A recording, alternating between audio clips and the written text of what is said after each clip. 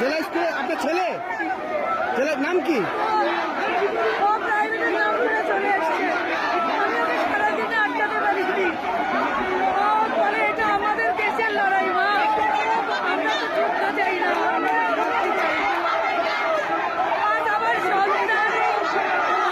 দেখতে পাচ্ছেন যে এখানে একজন অভিভাবক তার ছেলে কোনো বাধা মানেনি, এখানে আন্দোলন এসেছে, যার কারণে তিনিও বাসায় থাকতে পারেনি, তিনিও আন্দোলনে এসেছেন, বলছেন এটা সবার লড়াই, সবার দাবি, তাই আমিও এসেছি।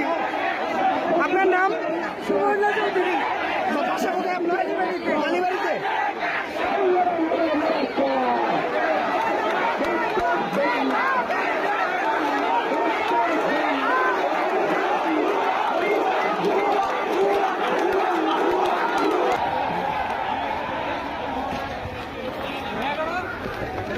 ভাই, আপনি আপনার সন্তানকে নিয়ে আসছেন, একটু আপনি বলেন আপনি কেন আসছেন এবং কি চান? আমার সন্তানদের অধিকারের জন্য আমি আসছি।